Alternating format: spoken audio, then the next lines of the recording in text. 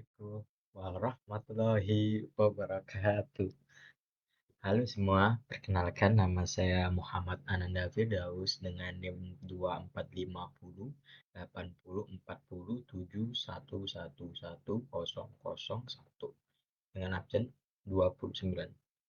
Dan di sini saya tidak sendiri dan saya ditemani dengan rekan-rekan saya yakni Perkenalkan, nama saya Grenvika Aida Lestari dari kelas A01 NIM 2450804011111009, nomor absen 26. Halo semuanya, perkenalkan nama saya Yunita Dwi Rosyita Putri dari nomor absen 14 dengan NIM 2450804001111012 dari kelas A01. dan di sini saya akan menjelaskan tentang sistem pencernaan ikan tuna. Sistem pencernaan ikan tuna yang merupakan salah satu ikan pelagis tercepat dan predator utama di lautan sangat efisien dan dirancang untuk mendukung gaya hidupnya yang aktif. Ikan tuna memiliki metabolisme tinggi yang memungkinkan mereka untuk berenang cepat dan waktu lama. Oleh karena itu, sistem pencernaan mereka harus mampu memproses dan menyerap nutrisi dari makanan dengan cepat agar dapat memberi energi yang cukup untuk aktivitas mereka. Berikut penjelasan detail mengenai sistem pencernaan ikan tuna dari awal hingga akhir. Yang ke satu ada mulut. Ikan tuna memiliki mulut yang cukup besar dibandingkan dengan ukuran tubuhnya yang memungkinkan mereka untuk menangkap mangsa dengan efektif. Gigi mereka tajam meskipun tidak sekuat ikan predator lain, namun cukup untuk menangkap dan menahan mangsa seperti ikan kecil, krustasea, dan invertebrata laut lainnya. Tuna umumnya tidak mengunyah makanan mereka secara menyeluruh, melainkan menangkap dan menelannya dalam potongan besar. Fungsi mulut selain menangkap makanan, di sini juga terjadi pencernaan mekanis awal, yaitu proses pemecahan makanan menjadi bagian-bagian kecil sebelum ditelan.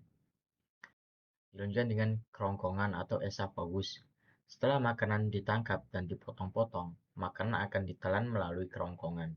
Kerongkongan merupakan tabung pendek yang elastis dan berotot yang memudahkan makanan bergerak dari mulut menuju lambung. Pada ikan tuna, kerongkongan dirancang agar mereka bisa bergerak cepat ke lambung tanpa banyak waktu terbuang. Fungsi kerongkongan. Fungsi utamanya adalah sebagai jalur pengantar makanan dari mulut ke lambung. Tidak ada pencernaan kimiawi yang terjadi di sini. Kemudian ada lambung. Lambung adalah organ utama di mana pencernaan kimiawi dimulai. Pada ikan tuna, lambungnya berbentuk memanjang dan berfungsi sebagai wadah penampung sementara makanan. Lambung juga memiliki lapisan dinding yang mampu mengeluarkan enzim dan asam lambung atau HCl. Asam lambung ini membantu memecah jaringan-jaringan pada mangsa, termasuk protein hewani dan tulang yang lebih kecil.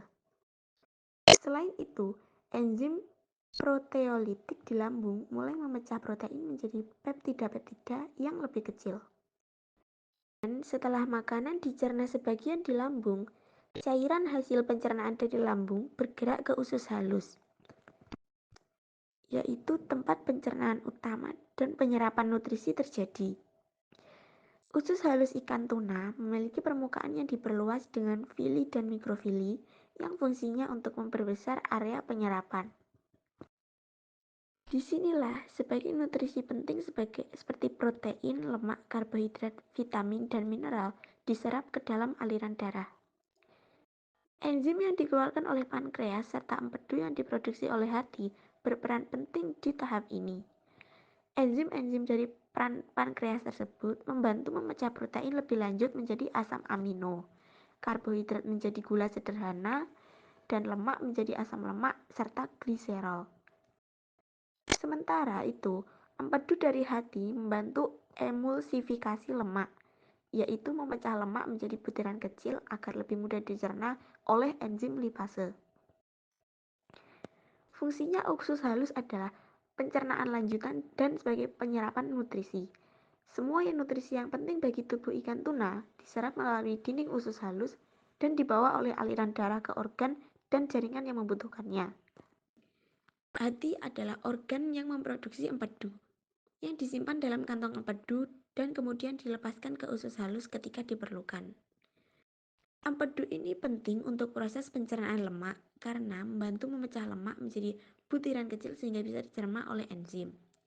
Sedangkan untuk pankreas, pankreas ini memproduksi enzim-enzim penting seperti amilase, lipase, dan protease. Pankreas juga berfungsi untuk menjaga keseimbangan kadar gula dalam darah yang mendukung metabolisme cepat ikan tuna. Nutrisi diserap di usus halus, sisa makanan yang tidak dicerna atau diserap akan masuk ke usus besar. Usus besar bertanggung jawab untuk menyerap kembali air dan beberapa mineral dari sisa-sisa makanan ini, sehingga membentuk feses yang lebih padat. Pada tahap ini, sebagian besar proses pencernaan sudah selesai. Usus besar pada ikan tuna tidak sebesar dan sekompleks mamalia, karena mereka mencerna makanan dengan cukup efisien di bagian usus halus. Feses yang terbentuk di usus besar ini akhirnya akan dikeluarkan melalui anus.